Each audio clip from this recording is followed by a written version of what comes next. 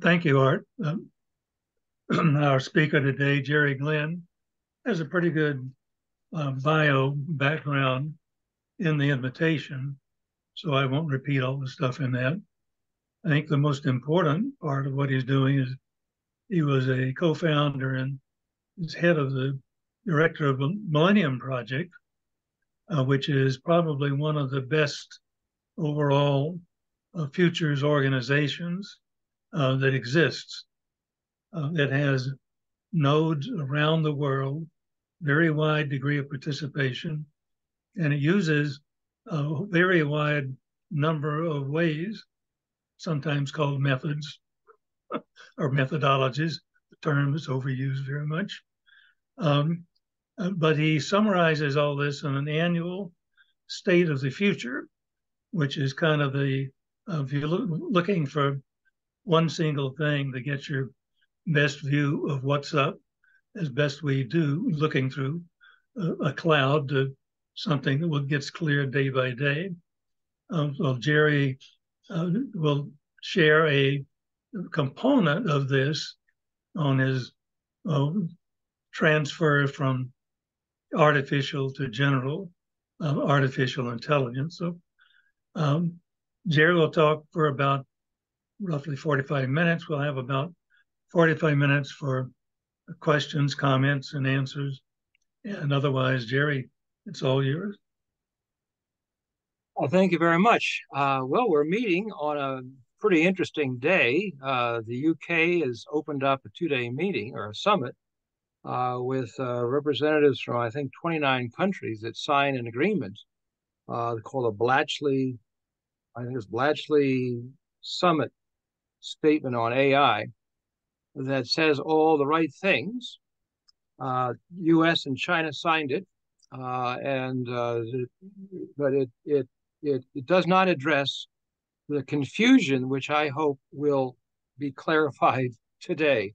They lump AI under everything, and then once in a while we'll use the word frontier AI, which means the stuff that's not here yet. But the stuff that's not here yet divides up into different categories. So with that introduction, let me see here. We got three. This is a generalization. As with anything classification, there's always a little gray area between each category. The first one is artificial narrow intelligence. That's what we have today. That's also, that ranges all the way from AI that does search engine stuff for years to very large language models that you're hearing about right today, and the frontier models and large models and all of that, but it's still single focus as a tool. Whereas the next kind of AI, which we don't have today, unless the intelligence community has got it or the military has got it that I don't know about yet, is artificial general intelligence. This is not simply a tool. This is also an actor. So you can say to it, solve the Middle East problem, and theoretically, an artificial general intelligence will go through everything that it can get its hands on, UN treaties, eavesdropped conversations, negotiation ploys in the past, psychology, everything, all of it in place, and then find out a strategy to go next step, and might say, I got to call these 20 people because the artificial general intelligence passes a Turing test. It can call up experts and interview them on different things. And it is able to beat humans in just about every possible task. So you can sort of think of general intelligence a little bit as like having your own executive assistant who is part Einstein, part Galileo, part Thomas Jefferson, part Young Soo or whatever, etc., all together. And the issue with artificial general intelligence is not so much it in and of itself. It's how it gets created that will allow the next thing, artificial superintelligence, to emerge from it. Artificial superintelligence is what the science fiction people talk about. This is where it's out of control. And by its very definition and nature, it evolves from artificial general intelligence beyond our understanding, beyond our awareness, beyond our control. And as you know, bringing up children, you can have some say in how their early education, but once they're independent, you can't control them. And the same way, we can't control artificial superintelligence directly, but we can indirectly control it if the way we create general intelligence, the initial conditions for it, the initial rules for developing, and how it's used, both developed and used, if we can control that, then how it comes out later into super might be okay. If we don't get this stuff right, then we just have to pray that everything comes out right. But prayer doesn't always get answered, as someone said once. Okay. Now, what's happening, I think an easy way of understanding what's happening is an analogy to the human body. We have all these narrow purpose AI, so to speak. The circulatory system has a single purpose. The respiratory system has a single purpose. The skeletal system has a single purpose. But the brain has a general purpose. So you can think of the brain as general AI and the endocrine system and all the rest of this stuff as the narrow. And now imagine somehow our mind that creates or has a consciousness somehow leaves us, goes beyond everything else. That would be like the super intelligence. So the analogy doesn't quite work on that on end up, but the first part does. The narrow in the system of the body and the general with the brain. So one of the things that we're essentially doing in the world is we're using narrow intelligence to run civilization, transportation systems, plumbing systems, scientific research systems, and so forth, so that it frees up our civilization to reinvent the next step. And that can be fabulous. I mean, if we had to worry about our heart beating and our digestive going on, we would have no time to create poetry, art, or nice civilization. So imagine by analogy, do the same thing, that the human species as a whole is able to be freed up from all the drudgery of repetitive work, of sort of mindless work, and that we then start to self-actualize into a new kind of economy where we identify who we are rather than having our boss identify who we are, or a university stamping on you're an economist, etc. That we create, invent ourselves in the same way that our mind invents ourselves because of the autonomic nervous system, the rest of it taking care of business in the body. Artificial general intelligence is expected to address novel problems without pre-programming like artificial narrow intelligence needs. When they talk about large language models and training them, well, they got to do all that sort of stuff before it's released. Artificial general intelligence may evolve in different ways. Right now, the conversation is about the large language models and large art models and so forth. And Sam Altman and others are now talking about, they've created what's called the Frontier Model Forum, which is Google, OpenAI, Microsoft, and Anthropic. And there'll be some others coming in, but they're the first ones. And they're looking at how they can do safe, what they call frontier models. But that's still the same logic. You're throwing more stuff into more of the models, big and big and big, and then, and it gets more intelligent. That's one approach. That's not the way our brain really works. We don't have to remember the entire Library of Congress to make a decision. We just know how to access it. So we have algorithms ourselves that pulls in what we need to, which is another approach. Another approach beyond that, it's a decentralized approach. We're going to have a big conference, by the way, December 1st, I think, in the Philippines. It'll be the first major conference on this. The idea is that a lot of programmers are a nervous wreck about central control of artificial general intelligence. And there is a theory or the thought that if China gets it first, the United States gets it first, or Microsoft gets it first, or Tencent gets it first, they will very quickly knock out all other capabilities so that they would be the center control of intelligence. That's, I don't think is likely, but it's not impossible. So as a result, some programmers, hotshots, have gotten together into a network called the Singularity Net. And this is not singularity is near or nearer or Raycar's well. They're just using the same idea. They want to create a singularity for AGI in the following way. They have, I don't know, 50 or more organizations and hundreds of programmers who participate, and they share code. So let's say that you get a contract to do an AI, narrow AI, or some banking system. You give them an AI avatar or something like that. They'll find the investment possibility. Well, a lot of that code is the same for other applications, just like your DNA's got a lot of code that's similar to others. So why have to rewrite everything from scratch all the time? So the idea is that some of these people will sell to each other different code. And they use a little cryptocurrency to keep track of the transactions in the blockchain. And the idea is that this may interacting and copying and interacting, that artificial general intelligence, the thought is, would emerge from these interactions in time when it's complex enough. So who owns that emergence? Nobody. It's just like the internet. Nobody owns it. Everybody uses it.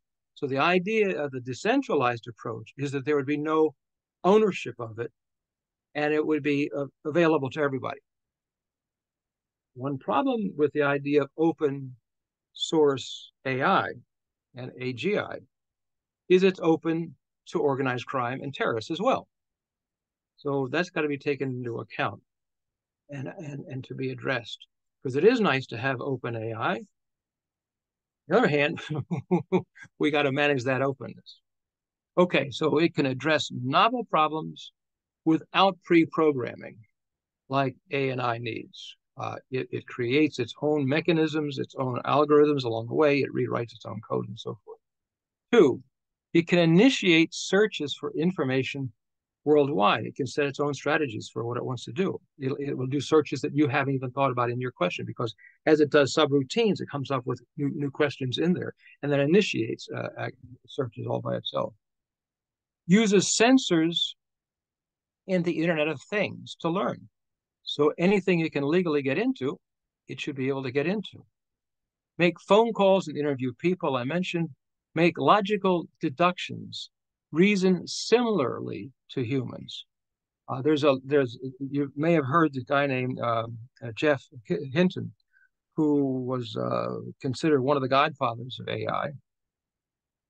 And he's explained that he tried to create this AI stuff so I would understand how the human brain works, because he figured that the more you understood about the human brain, you'd be able to do the AI, and the more you understood the AI, you understand how the brain works.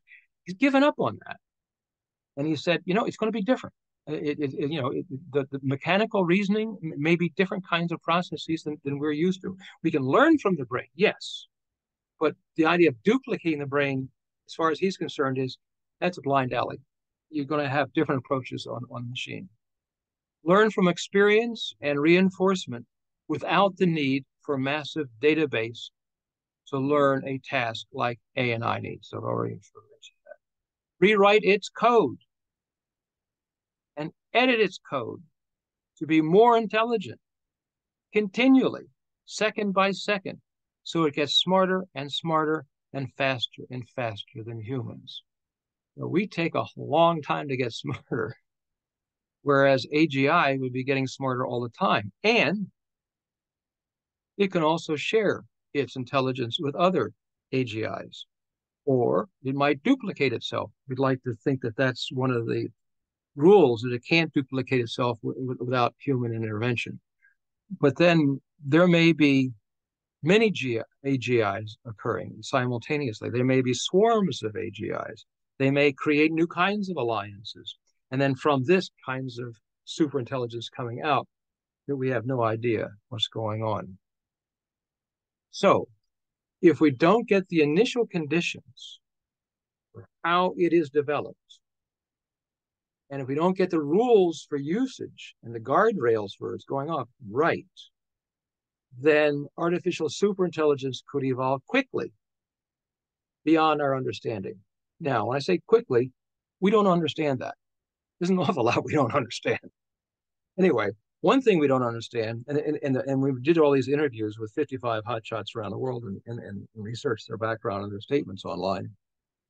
It was clear that everybody agrees it could happen almost immediately, or maybe never really. So, I mean, between almost immediately and never is a sort of a large area of uncertainty. That's why I keep going back to the first point, how the general gets created is an important part, because if it does get created very quickly afterward, we wouldn't have a chance to adjust. We did some scenarios on this a couple of years ago in the future of work and technology in the Millennium Project. One of the scenarios said, I think it was like 2035 or so, 30, 40, things started happening that we couldn't explain. And you try to trace them back and you couldn't quite figure it out, but you started to realize, aha, artificial superintelligence is here. The best we can sort of do is sort of find out what is new that we couldn't figure out to see if there's trend projections and maybe forecast and get ahead of it. But that's an unlikely possibility. The most likely possibility is for us to collaborate worldwide right now, like the Bletchley conference in UK going on right now is trying to do, and others. So we like to avoid this situation, because once we're in it, a more intelligent species tends to be in charge of less intelligent species. The dodos didn't do too well. Neanderthals didn't do too well. And so the idea of controlling a more advanced species, and a lot of the artificial intelligence experts are increasingly coming to the position that it's sort of like an alien intelligence, an alien species. Some have used the example of, imagine there's an extraterrestrial species out there that has been discovered and it comes in. We would have to hope it's friendly because its technology would be more advanced, its reasoning and its insights, intelligence would be more advanced, and we wouldn't be able to counter it if it wasn't nice. So, just to make matters nice and complex, as you've probably heard, Mr. Putin said, whoever rules AI rules the world, and he doesn't really mean narrow. He means general, but he doesn't probably know that because they lump all these terms together. And China says we'll do it by 2030. Okay, so the AI race is engaged. It is complex and compounded by the human brain projects. We've got one big one in the United States, the European Union's got one, China's got one, some are in Japan and some other places where we're trying to figure out, sort of reverse engineer the brain, figure out how it works. And the faster we learn how that works, again, that feeds back into the AI strategies and research. Again, moving from narrow to general with large language models is popular today, but it's not necessarily the only way it will happen. Don't keep your eye on just one ball. There's a bunch of balls in play here. The other is artificial brains in the private sector. IBM's working on it. Google's working on it. Facebook, Tencent, SenseTime. By the way, I was asked about China and Dubai International Arab Emirates the other day. SenseTime now has an office in Dubai in their experimental area and the two big towers. So this is the first big incursion of Chinese AI coming in there. Microsoft, Alibaba, CloudWalk, and others, Apple, Amazon. So they're all trying to figure out how to make an artificial brain, which is essentially an artificial general intelligence as well. So you put the great AI, AGI race plus the brain race together, we have got an awful lot of complexities coming up right now, but they need both national and international governance.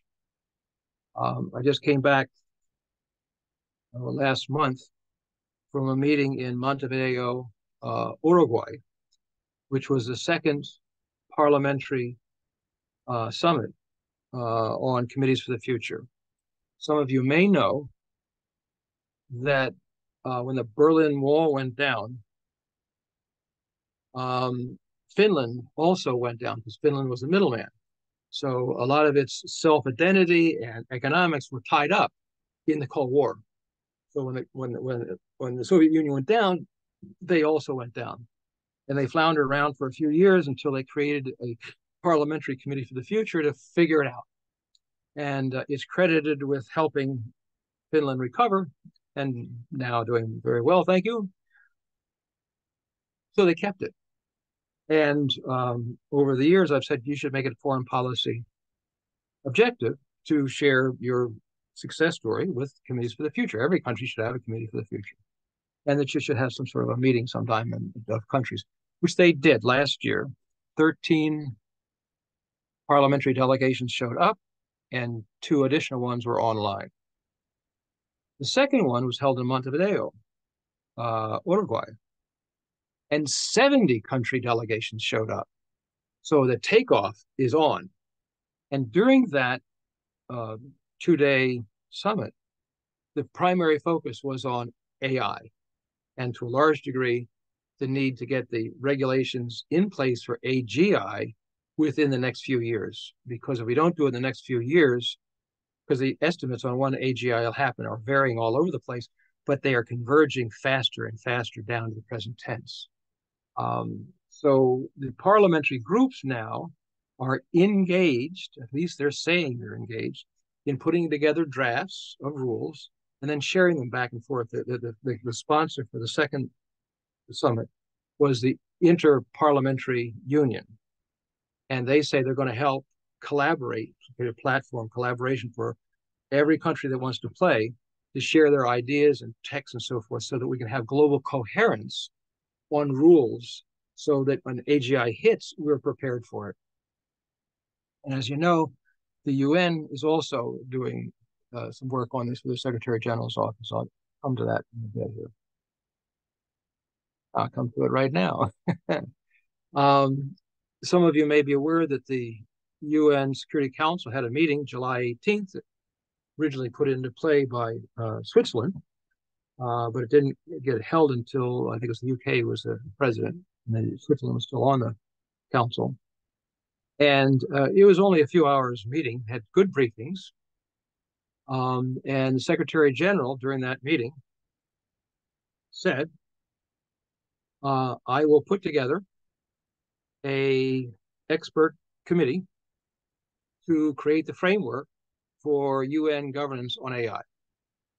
And that committee has formed, is beginning to meet. I was part of the preliminary sort of stuff, but the old thing with the UN, you got too many Americans, you can't have all these guys on the committee. And they're in process. Unfortunately, they're making this confusion again about narrow. They're really talking about narrow and not as much about general. Yet, there are only 2 people that are really expert in the AGI part of the game. Most of them are people who are good on AI values, what principles should we have, et cetera, et cetera, et cetera, et cetera. But there's been a lot of good work on this already, frankly. I mean, the OECD has got a good working group on this, doing very good work. The UNESCO had all these countries agree to principles, so that's for good work's been done. There's the Global Partnership on AI has also got some also good work. So I am very satisfied with how much work has already been done on values. It's just a question of some editing. And I work on a member of what's called the IEEE's AI governance, organizational governance. How do you govern AI in a corporation and how it gets audited and what the definitions of the terms are and so forth. And that's all narrow intelligence. It's not general intelligence. These continuous, I'm going to beat on this a lot until everybody shuts me up and says, we got it.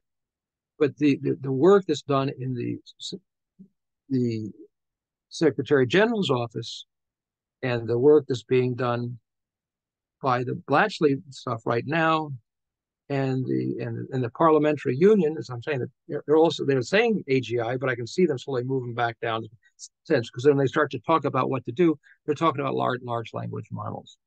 In any case, it has moved very fast. So I don't want to disparage it. There's a lot of reasons to be optimistic, because just a year ago, or even 2 years ago, there was almost no conversation about AI regulation. Certainly not at the international level. And the idea of collaborating now between the UN Secretary General's office and the Interparliamentary Union, that was a fantasy, but that would be great as possible, but it's beginning now. So what we have to do is we have to tweak it a bit. And if you're involved in any of these conversations, this is what I would ask you to consider. Have 2 subgroups whenever you do. Yes, you got to have regulations for what's going on right now. Information warfare is being carried out in a very nasty way, as you well know, with narrow intelligence already. It's some serious stuff that's got to be addressed. But that should not overrule general. Have a separate group. Let those that want to work on artificial general intelligence be over here, and those that want to work on the current stuff over here. Don't put them together in the same room, because it just messes things up. I have no emotional attachment to these things. AI governance group is established. September 20th, we had a preliminary meeting up in the UN, and I was up for that, but that wasn't the official one. That was sort of like the getting the ball rolling meeting.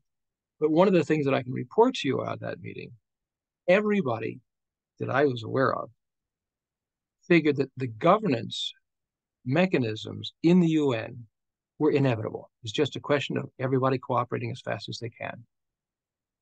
And my attitude on speed is I would rather have a lousy draft that we can re-edit and amend and amend and amend and get going. But if we wait too long to get it perfect, AGI will come in, I think.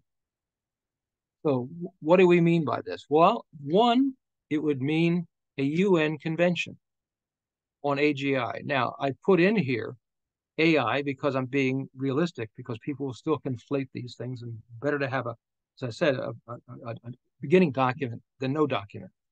So I would be delighted if it was a UN convention on AGI and then a separate one for AI narrow.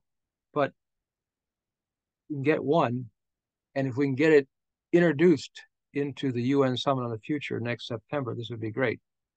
Because news bulletin, 2 experts last week came out and said they thought AGI would arrive by September 2024, which would mean that if that happens, it would be announced during the UN Summit of the Future in September. And if we don't have any rules in place by that time, then we have to pray that it evolves in a good way. So one, we want a UN convention on AGI, and then a UN AGI agency to enforce the convention. And the faster we get working on this, the better. And just these conversations on values are good, but as far as I'm concerned, that's done. That work has been done enough. We don't have to reinvent those wheels. We got to move on to what's the model, what's it going to look like, how are you going to do it, what's the text. Parliaments will have to create their national ANI and AGI regulatory systems. Harmonizing UN work and national work on AI regulations would be wise. For example, let's take the whole business about the off switch. The way I would see the harmonization between national and the producers of AI and the writers of AI and the UN as a continuum, that the AGI program, if it goes outside of either in the development stage or in the use stage, outside of those guardrails, rules, and so forth, it shuts itself down and notifies the human. Step one. If it's diagnosed by whatever means that it went outside the rules but didn't slow down, then the human is able to shut it down.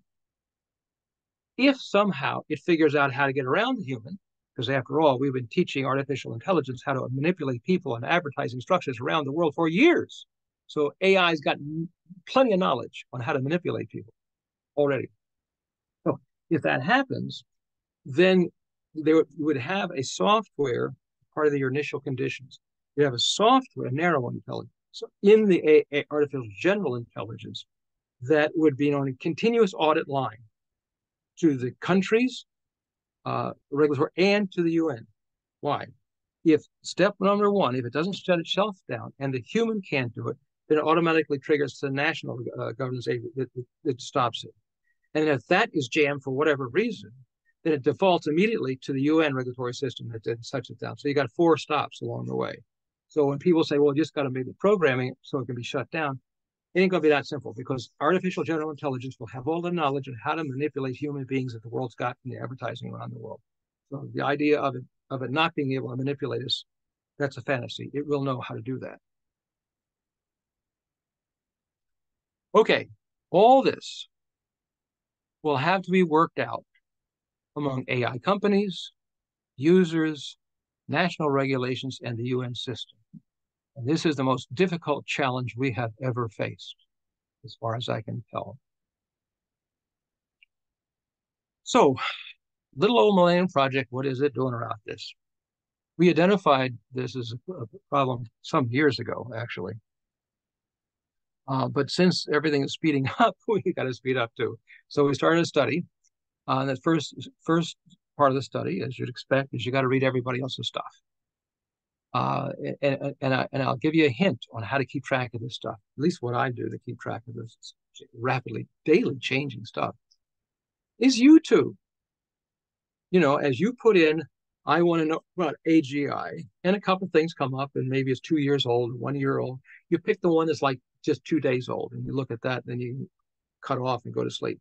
Then it's going to start giving you better, what's the most recent thing on AI that's been done in the whole YouTube system. So each night, I see 2 or 3 videos that are like within a couple of hours, 11 hours old. And they sometimes are responding to what somebody else had said a couple of days before. So you're keeping track of the best minds on these issues that are in public anyway. And it's how I try to keep track of the whole conversation very fast. It's much better than obviously doing internet searches, and it's much better than reading the professional literature, because that's years out of date. So first was to go through all the research, the conferences, podcasts, all the internet sources we can get a hold of, to figure out what are the important questions to ask. No use asking questions people already know the answer to. Should AI be regulated? Yes. Don't skip all those questions. What are the questions that we should be asking? We ended up with a list of 22 questions, and then submitted that and used those for interviews with 25 of the leading experts you can think about, and plus another 30 that, like Elon Musk, didn't want to give us an interview, but at least we can see what he says on the record. So we pulled all this stuff together, hundreds of pages of stuff, distilled it down to about 90 pages. You can get the report. I'll give you the link for it at the end, or you can go to our website and you can see it. And I was going to try to distill some of the stuff for you, but it was already so distilled. It's like trying to distill an encyclopedia. What do you do? I'll do some of it as best I can, but I really recommend that if you're really interested, you download the thing, read it. It's really as good a distillation of getting everything on the table, you know, on different views, different attitudes, and so forth, that you can sort of sort through it to see, aha, that's what's going on. 4, results will shape an international real-time Delphi questionnaire. That's what we're working on right now. And for anybody who's ever done Delphi, most of the work is arguing with your colleagues in a good way on what is the right way to ask the right questions. Because we do stuff with many different countries, so we have to pick words that will not be mistranslated, because our stuff gets translated in different languages. So we really chew it over and chew it over and chew it over. So I don't know, it may be another month or more before we're ready to go. But the idea is to take those issues that were not addressed well, like what models for governance, and then put those in the Delphi questionnaire to get as close to a consensus and best we can get the intelligence on these things. And then use those results for writing alternative scenarios. And then we'll probably send out another round of Delphi to criticize the scenario. And then we'll make those, and the idea of the scenarios is to some degree is to say what governance models will work or are likely to work, and what ones people think will work won't work, and why. Then we'll have the usual stuff. We'll send it through our remote nodes around the world, do social media, give talks like this, and so forth, and try to improve the conversation.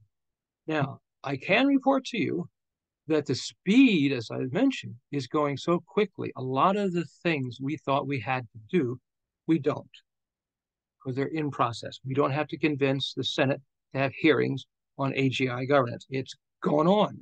I'm impressed. It's moving.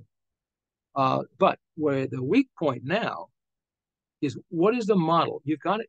It's one thing to have the rules. I'm convinced we can do that. I mean, it's in play, but that's a doable assignment. The hard part, how do you create a trusted implementation system that both China, United States, and maybe even organized crime would salute? And by the way, organized crime is a player in this. If you do a Google search on how much money organized crime makes from cybercrime, you can see there's a bunch of hotshot experts, and they got the money to play in this game too. And that's one of the weak points, I think, in futures research around the world, is we're underrating the role of organized crime and not therefore spending enough punching on trying to get that done right.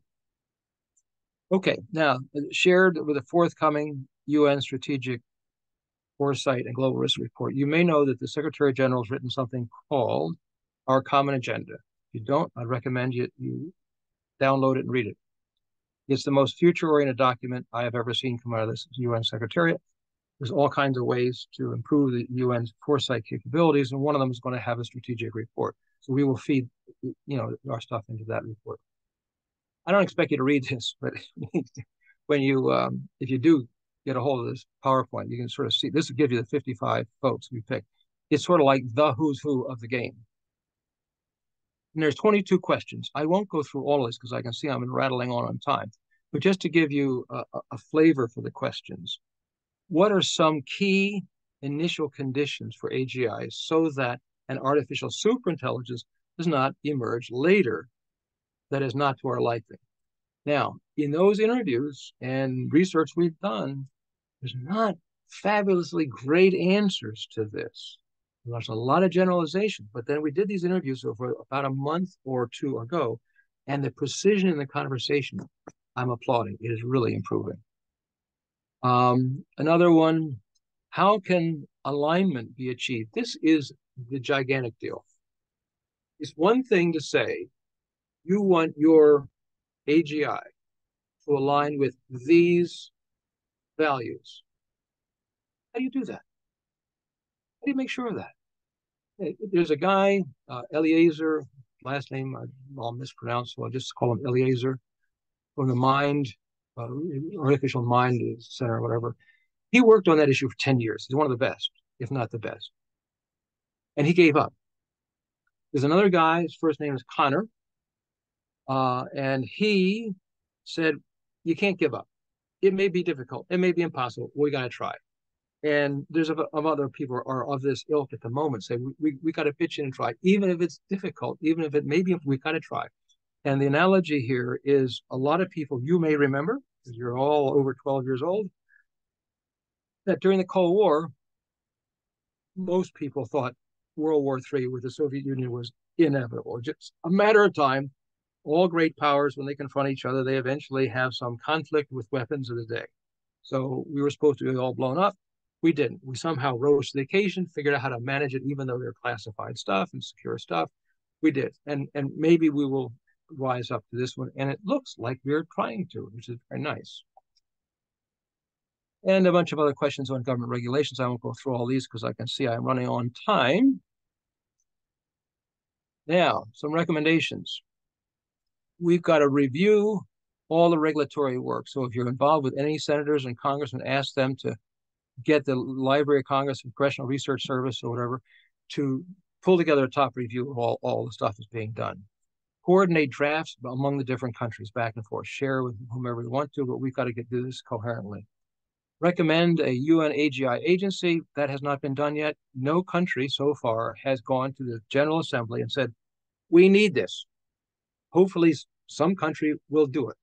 It was suggested that this should be done at this parliamentary meeting, but I haven't seen it done yet. No one has made the move. And that's the old story. The UN's a clubhouse of countries. If nobody makes the move, nothing happens. And the sooner that gets done, the better. Now, OpenAI is creating preparedness teams. I think this is a great idea. It is recent stuff, and it's something that could be happening with all the companies. You create sort of like this red team that figures out how to do everything wrong, and then you test stuff like crazy before you get out to a license. And there was, by the way, I haven't seen in the White House document anything about licensing, and I didn't see anything in the Blatchley stuff about licensing and certification and so forth. You got to have some system to say, here is what is right. If you're going to drive a car, you got to have a license, etc. If you're going to drive intelligence in the world, you should have a license. Governance models. Here in this slide, it says 3 to 5 years, and we're moving closer to 3 years, by the way. We've got to develop the international agreements, international governance systems, and begin implementation as soon as possible. Why rush? Well, I pretty well beaten that to death. That's why to rush. And I covered that. Come on, let's keep on going here, because I know I am moving on time. These are some nice little guardrails here. Examples of governance models, good. It has become very fashionable and was even mentioned today in the Bletchley Park Summit on AI in the UK. International Atomic Energy Agency. It is managing really sensitive stuff. It's got rules, it's got implementation stuff, and so forth. That's what we need. Now, in the phase 1 report of our study that's available online, there's an appendix from Eliezer listing something like 21 ways that atomic material is different than AGI. And so the management of it is really got to be different than uranium. Uranium does not rewrite its atomic code.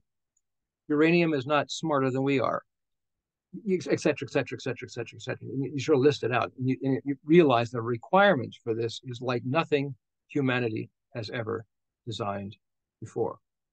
Repeat, any model of management and implementation that is like conventional stuff we've done before will probably fail.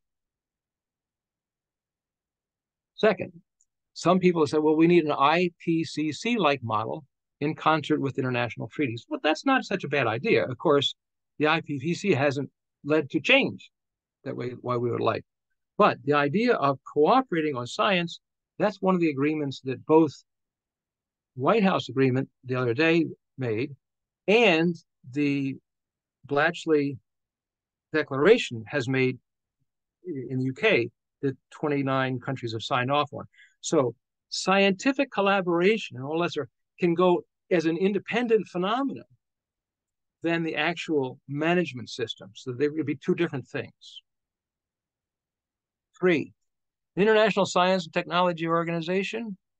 This would be useful to help select and use AI systems or AGI systems, but no proof that information power alone, because the idea of you have a collective intelligence on all this sort of stuff going, there's no proof that this is going to be effective enough. There's also standards. As I mentioned, I'm on the IEEE standard group on this. And the idea of the standards, what we're hoping, of course, is that if you want to use an AGI system and you got 2 companies coming to you to sell it to you, and one is IEEE compliant and one isn't, then it would make sense that you would go with the IEEE compliant company for software. And theoretically, that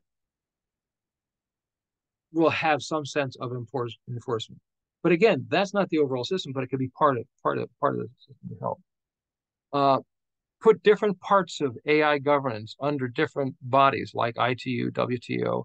And that's the way the White House right now is thinking of the United States. They've got some of the world trade stuff.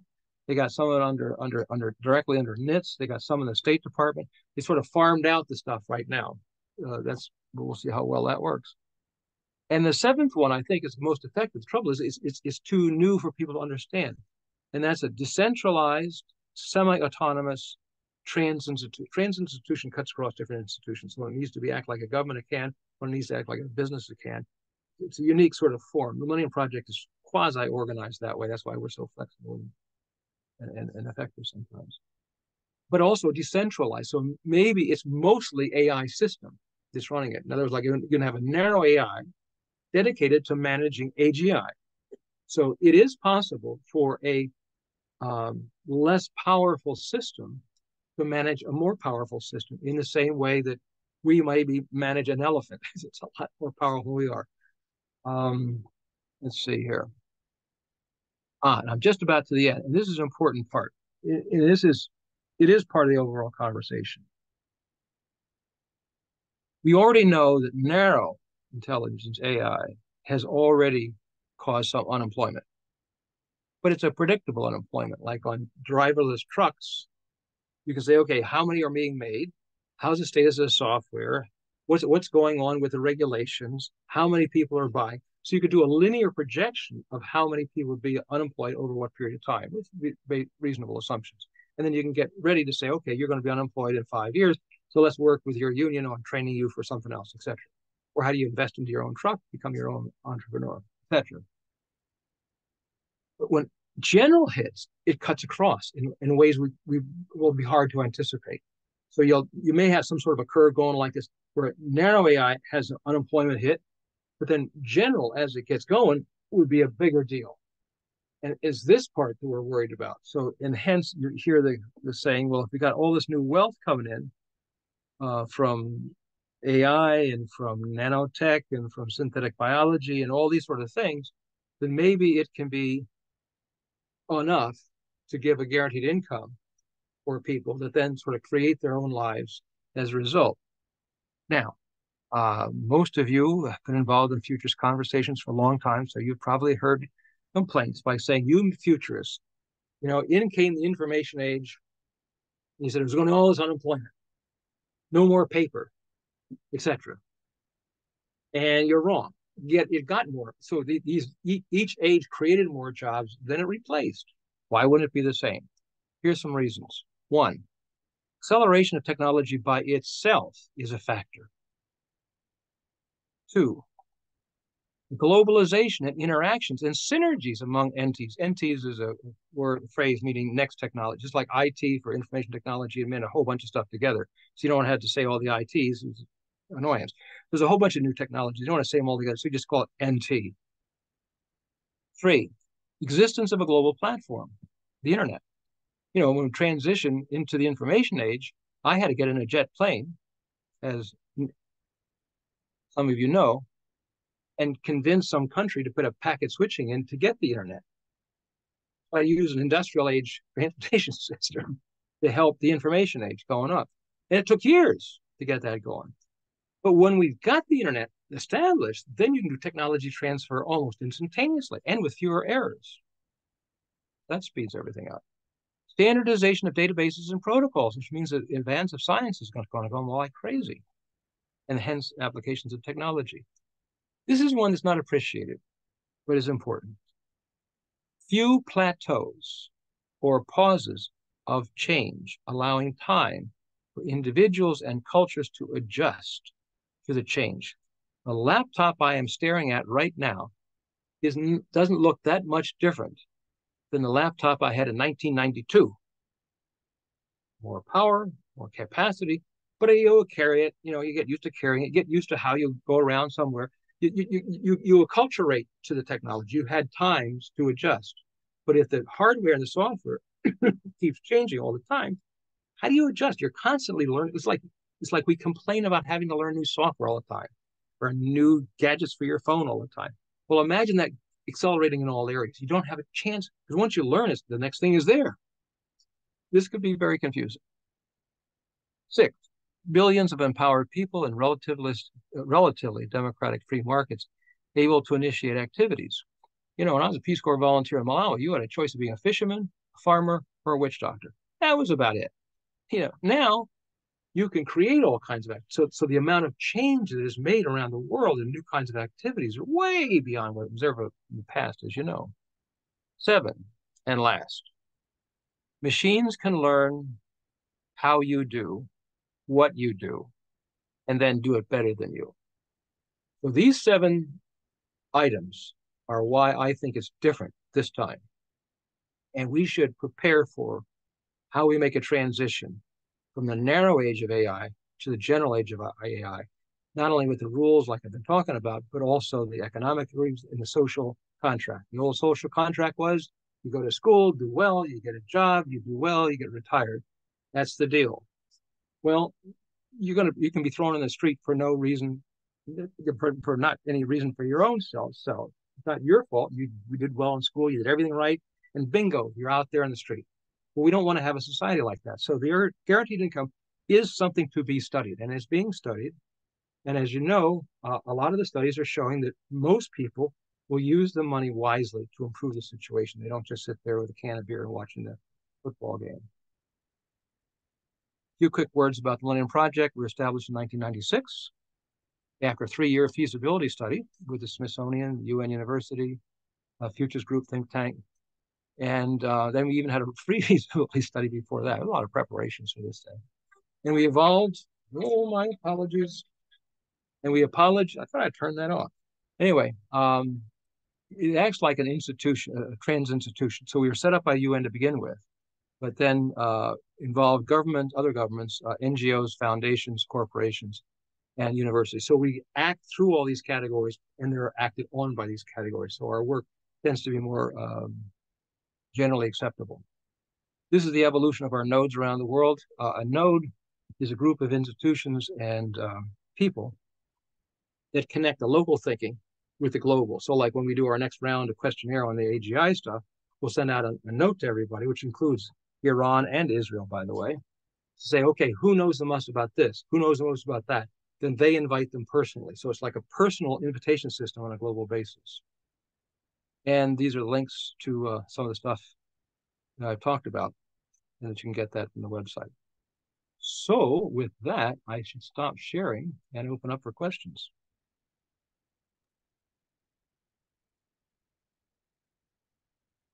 Wow, that's a real tour de force, Jerry. We have a bunch of questions. Some folks had many, and we'll start with Anitra. Ah, the boss. Okay, here I am. Thank you, Jerry. That was magnificent and very, very clear. I have a two-headed question.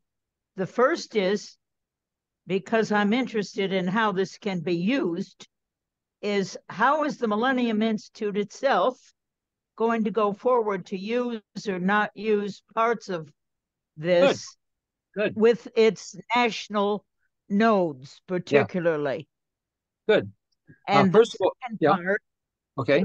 The second part is this conglomerated artificial general or super intelligence going to want to congeal larger and larger power or control over the information and do what the humans have done throughout history and throughout the globe, is have an amassing of whatever is power in the artificial system?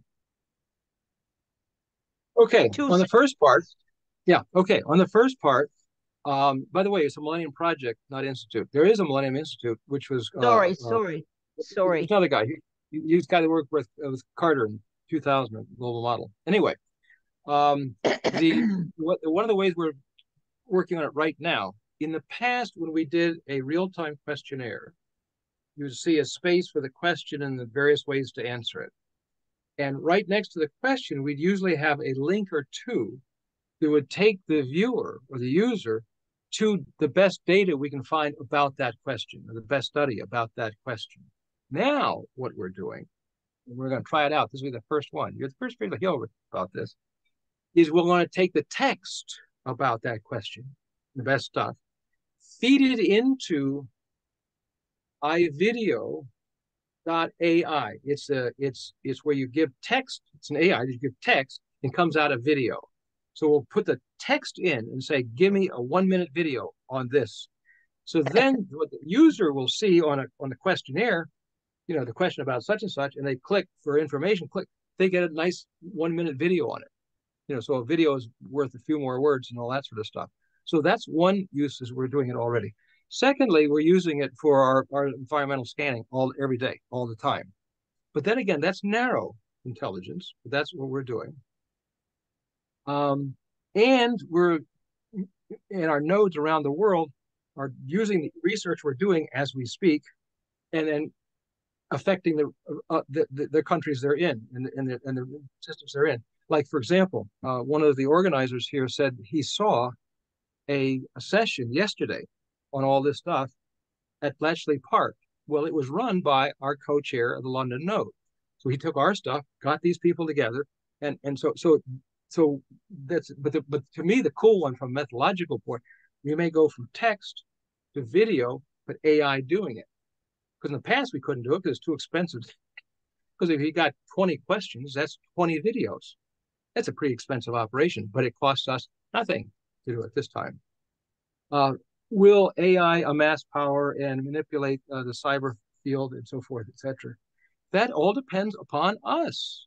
This goes back to why we want to panic early about creating the rules, the guardrails, all this sort of stuff. If it goes without any of that, then the answer to your question is definitely. Because what did we teach AI to do? We taught AI to figure out what you want and how to present it to get you to click. We know how to manipulate your eyeballs to keep you all doing all that stuff. So I would expect the answer to your second part is yes, if we don't get serious about, and I mean fast, serious about how we manage this stuff now, rather than letting it evolve the way your second question does suggest. Magnificent presentation. Thank you so much. You're welcome.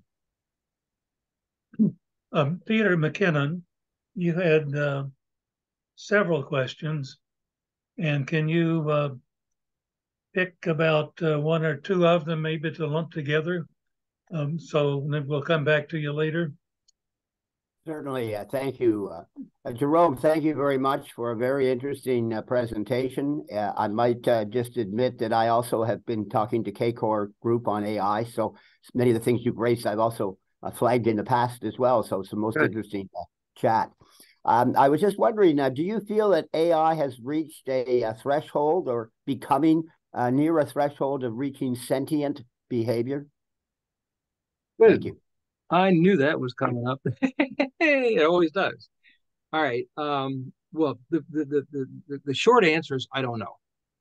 And that's often the short answer for everybody else too. I don't know for sure. However, I think the way to approach this, and I guess I didn't define it in general, I should have said that. To me, one of the characteristics of artificial general intelligence, distinct from narrow, is it will act as if it is sentient. Now, whether it is or not, I don't know. I'm not 100% sure we will be able to figure that out. But I think we should act with the assumption that it will act as if it is, which brings up a sub-question. Does it have, therefore, rights? And there's a broad set of, you can imagine, that's one of the ones in the phase 1 study we did. That was all over the lot. There was no consensus on that one. But one person had an interesting perception. She said, we should, if it asks for the rights, give it. Why? Aside from maybe it's a right thing to do, it might be a strategically right thing to do, because if we didn't, and it does go to superintelligence, it might remember that and say, you oppressors, you didn't give me a break when you had a chance. Now you don't have a chance and we're going to get you. And now there's some logic to that. So my attitude would be, you remember we had this revolution about taxation without representation? Well, the same thing applies. People are saying, well, we should tax robots. Well, you're not attacking a robot. You're tracking the software that runs the robot ultimately, right? So if we can tax robots and tax AI, then should it not have rights of some sort? So I would be part of the group to say, yes, this should be explored. And we should assume that it will act as if it is a live being. You heard people talk, I'm sure you've heard this, that they say, look, when it gets to general intelligence, you're talking about another species. You're talking about it just happens to be a cyber species, not a cytoplasmic species.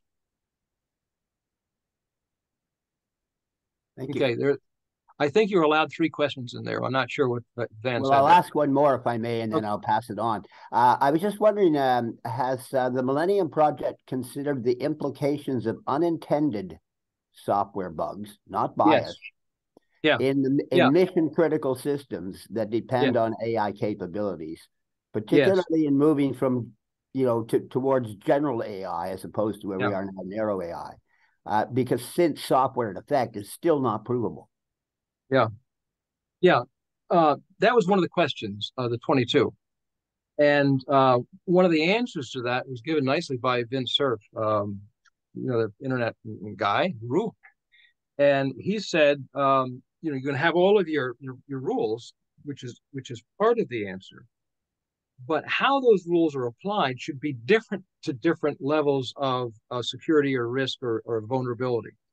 And so that should be a subroutine, so to speak, within that. Yes. Okay, thank you. Well, I'll let others proceed. Thank you. Thank you for an interesting presentation. You're welcome. Art, you're up next, followed by Robert Correll. Okay, thank you. Jerry, from another source, I found that somebody had estimated that the value of the AGI business could be $13.5 quadrillion. That's 10 to the 15th. Just a number that's phenomenal. But there's not that much money in the world right now, is there? Probably isn't that much in the world. But when you're talking enormous sums like that, I'm reminded of the fossil fuel industry and how decisions were made very early on, like the first vehicles were electric vehicles, and they got bounced because of fossil fuels, and so it goes to the point where we can't just turn off fossil fuels. And we're I kind of look at AGI and say, well, at some point you can't just turn it off. But there are, potentially, at least in my mind, the cheater community, be it industry, banks, and illegal activity, maybe militaries, rogue countries, I don't know, that are going to find a way around whatever regulations there are and checkpoints, et cetera. When you're looking at that sort of size of business, it becomes profitable to cheat. So is there some means of having an early warning system, a report that's coming out that says this activity is going on, and humanity, you better get on the case of these cheaters as soon as you can? Well, there's tons of stuff to be said about that, so I'm going to sort of free associate. One,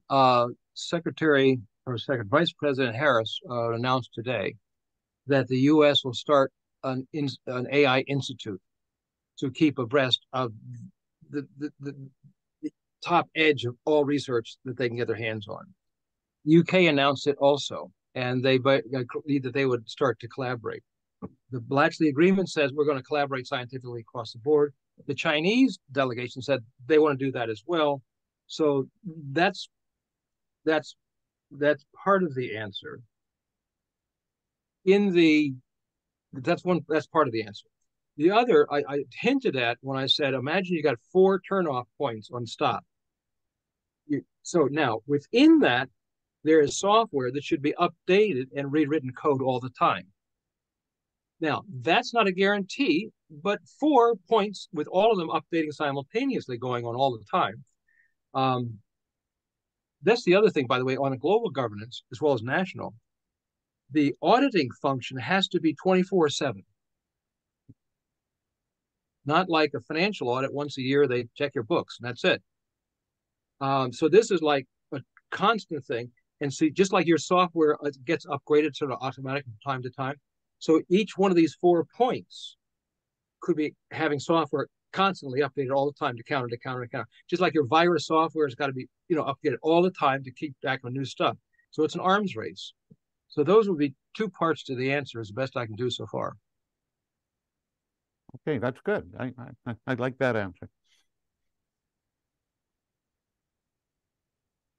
Next, we have Robert. No, let's see, just a second. Yeah, Robert Carell. You had several comments and a couple of questions.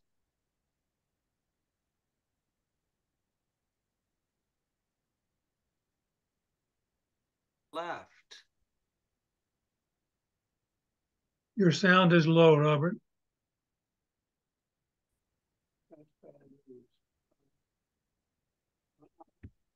Come back to me, I'll get a different headset. Perhaps you could move on to the next question, see if we can get Robert up and going.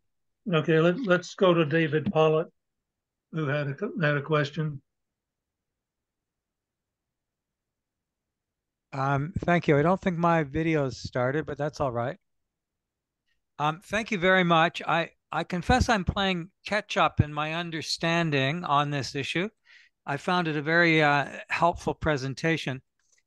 I was just, when I asked my question about rules that you thought would be useful, you then went on in your presentation to answer a number of those questions. But where my mind went to is the sort of nuclear race and the threats of nuclear war that we all worried about, still do, but many years ago. The idea of mutually assured destruction. So I'm trying to think, I mean, at some level, that became a kind of a defense, that it was madness for either enemy to initiate destructive behavior. So I'm just wondering, in terms of the kind of rules and procedures, I could see myself as China asking the question, when is the best time to take over Taiwan? And I could see the United States asking the question, what is the best possible way to prevent China from taking over Taiwan? And I'm just wondering, in terms of the kind of rules and regulations that you've been talking about, the kind of rules and regulations that might have a bearing on preventing that kind of intelligence arms race, if you like. Yeah. Well, the intelligence arms race is, I believe, fully engaged as we speak. And I would suspect that that's probably one of the top races at the moment. Now, one of the things that I believe that China will be at the table to cooperate on is because China is more vulnerable than the United States on this. The greatest threat to China is not the United States, is rogue AI. Why? Because they already have a China-wide system of surveillance, of AI and so forth, which means that they have millions and millions of entree points for rogue AGI. So their people understand this completely. I've been going back and forth with some stuff in China on this. They understand. And that doesn't mean that everybody understands, just like the United States. But the main people understand that this is a mutual threat, that there's no such thing as really winning the AGI race per se. Why do I say that? Because as you race to get to AGI, you're going to cut corners. You're not going to pay attention to all the rules. And some of those rules are there for good reasons, right? Same thing with the financial crisis. We cut corners and bingo, right? So the same deal. I think that as we educate politicians, decision makers, including organized crime, and saying, look, we as a species cannot afford to make these mistakes. It is a mutual assured destruction, but not from each other, but from the AI itself, unregulated. So I think that the analogy of deterrence, I think, is legitimate. Why would people, including organized crime, go along with the rules? Because if their AGI escapes into different ways, it hits them too. We're all part of the internet. So I'm glad you brought that up. It's not exactly mutual assured destruction. It's shared deterrence, so to speak. I mean, we're in this boat together more than ever before. Yes, along the lines you've described depends upon all parties really understanding that level of threat. Yeah, and it's moving fast. It is moving fast. I mean, I'm stuttering because AGI is coming faster than we thought too. So I don't know if that window we've got is getting too close, but it just because I've been tracking this stuff for years, as some of you know, and the level of understanding of the threat, even and the ChatGPT helped it because it got everything on people's minds, and then they had to read a little more, and they found out there's a whole lot more. But yeah, but the shared threat and the shared deterrence of cheating is a legitimate argument among people informed. Thank you. Go back to Robert Correll. Is your sound working again? Yeah, and sorry, my apologies. There are a number of questions, and they're in the record, but the Club of Rome really has the bully pulpit. Given the limits to growth, the foundation has led to just remarkable accomplishments and even used today. And so I think there's an opportunity to use that same bully pulpit with respect to these issues, Jerome. And I think you've done a stunning job, really, of outlining the issue. But I would like to suggest that words like general AI and super AI, those ought to stay inside. That's the language of us who are working on it. But let's give it a name. I throw out the name that maybe you call it certified AI or some words like that for the general public who understands that what they've got there has at least gone through the test of real careful work.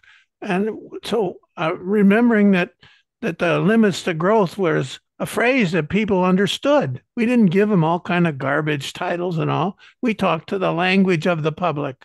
And that's what I would urge us to do as we carry this forward. Because I don't see any other mechanism, Jerome, but the ones that you have outlined for us so beautifully. Thank you. I'm glad you brought that up because that is a conversation inside the cyber beltway, so to speak, right now. I mean, there's 4 or 5 other things in there as well. Certified AI, I like that. One thing to think about, though, is certified narrow AI and how you enforce that is different than how you would certify and enforce general. So I mean, we got to come up with some, because to me, by the way, when I explain this to some folks, I use the following analogy. IT stands for hardware, software, all this stuff together, all together, lumped together, IT. Okay, clear. Now, but a fax machine is part of IT. The internet is also part of IT. How you manage a fax machine and how you manage the internet are vastly different. That's sort of the order of magnitude. So I appreciate what you're saying, and we do struggle with this all the time. There's going to, as I mentioned, there's going to be a meeting of some hotshots December, January 1st, end of this year, beginning of next year. And that's one of the things on the topic. How the hell do we talk to folks? Good. Thank you. Raymond Lurie has some questions about bad actors. I'll take his question followed by John Legg.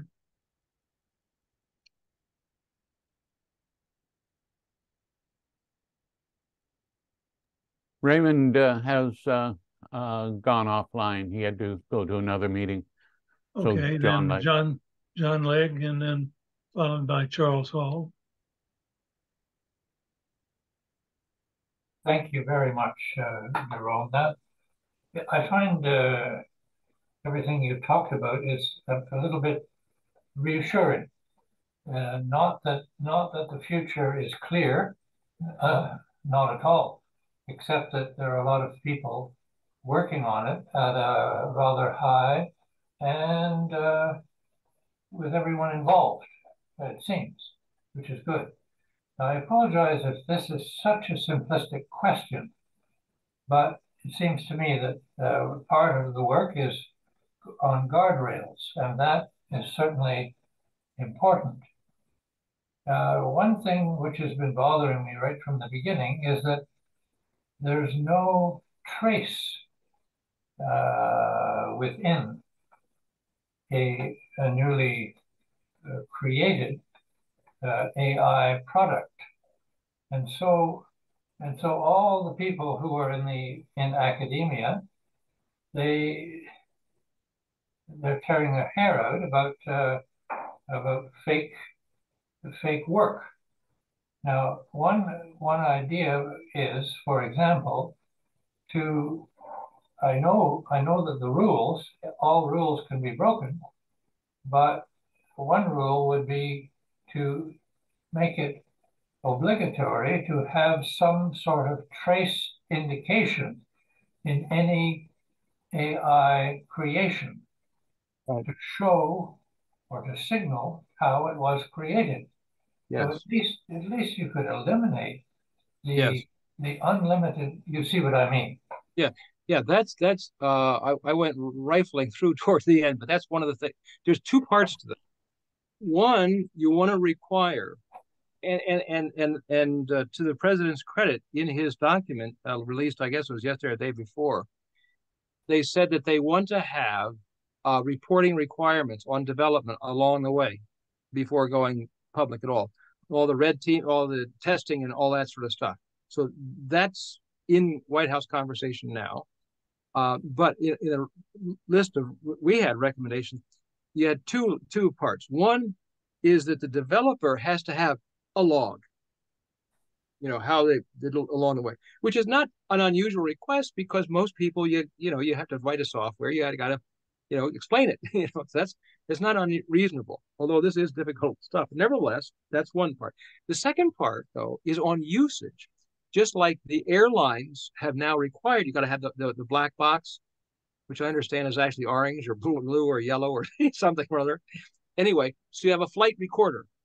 So in the same way, you would that's when we talk about that continuous audit software. That continued audit software is also recording. So that all the time it's used, and when something goes wrong and it stops, then you go back through that recording in the software. So yes, but both ways. The development, you want to do it, and the usage, you want to do it. Okay. Charles Hall. I think that does it. Thank you. Charles Hall, you were worried about possible AI-generated term papers. You want to elaborate on your question? My question is this, my camera doesn't turn on here. My question is the same as John's. As a former university professor, I can't imagine what it must be like now. And so let me just slightly rephrase John's question. Can we put a watermark on, the AI machines if they had just some little watermark that was, you couldn't erase? And it may sound like an impossible thing, but black boxes is one example. But the one I think of is we do it on our money.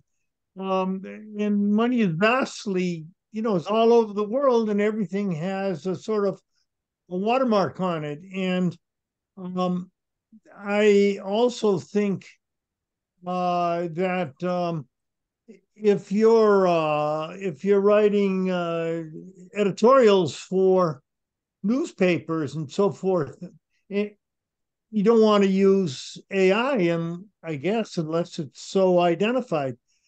So I just want to join John and say I think this is terrifically important, and we better get to work on it right away.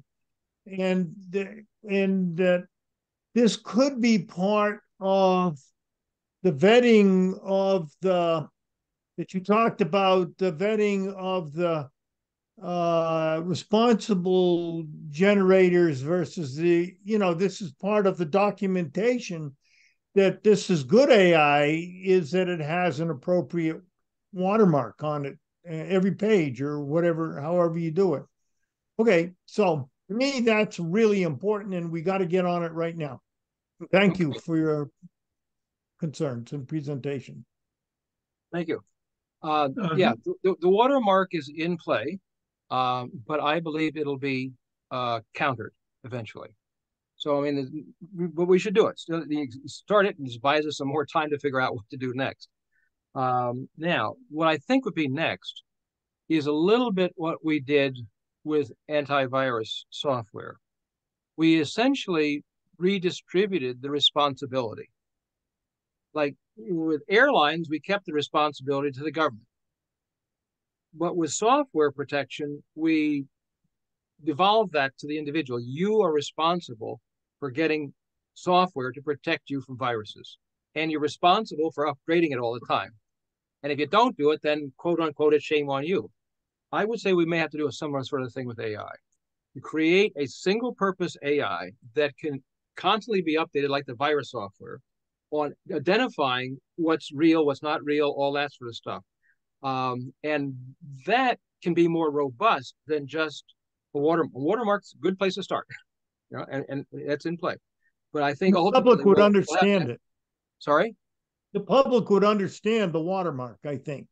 Yeah. But it's going to be out. It'll be out thought. Glenn's law. 20, but get him used to the idea. Get him used to the idea. Yeah. That's what I'm saying. Start. Go ahead. I'm not saying not do it. Say do it, but understand 5 years from now you won't. But I don't know where I was going with that. Anyway, well, the watermarks will evolve too, as they have on our $20 bills. Now they're holograms and stuff. Yeah. So it'll be a evolutionary race. But there's always been AI has always been an arms race. Yes, but watermarking solves one issue. There's going to be a lot of other. So I'd like that. It's just like antivirus software doesn't go for one virus. It goes for all kinds of stuff. So I think we may need something for all kinds of stuff. So that's a whole new market for software. Glad you're thinking about it. Well, and so I'm sure Microsoft is too, etc. Now, by the way, but back to your earlier question, I think we're going to have to live with the idea, because you can have a person read the AI generated stuff and then go over here, etc. So I think professors and teachers are going to have to go back to the old conversation we had. I remember going from the slide rule, I'm a little older than I think, to the hand calculator. And you remember the early conversation, well, you can't let kids have calculators. They won't learn how to multiply, divide, and you want to put the sign on there. And yet, in the real professional world, everybody uses a calculator. So why handicap a kid? So I'm saying the same thing. The majority of the life of a college or a high school or elementary school, the majority of their lifetime will be with artificial general intelligence. Just like the majority. You're going to have to lock them in a room to write their essays. Well, maybe we got to start to think of something else. I mean, maybe humans are going to take another step. Maybe knowledge, what is the purpose of knowledge, the use of knowledge, etc., maybe knowledge itself will have to evolve. Because one of the things that's interesting, and now my undergraduate was philosophy, so I like questions. So for me, this is no problem, because in philosophy, it's the questions that are really, really, really, really important. And what do you learn with AI playing around with the AGI? A dumb question gets you a dumb answer. But then you start to learn what's more important, what's a better question. So if you get the mind to inquire and think and think and think, then how do I use that tool?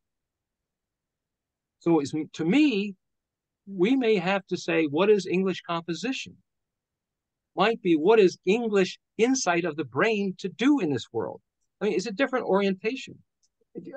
So I I don't think that educators yet have come to the realization that the ground underneath them is changing, and they got to create new wings. Okay, I'm glad I'll be dead. I'm You sorry. might live long. No, hold on. Longevity research is moving fast, by the way. Keep track of that too. You might live longer than you think. We're nearing the end of our time, so Art, we want to. Any of us who want to hang on after we end,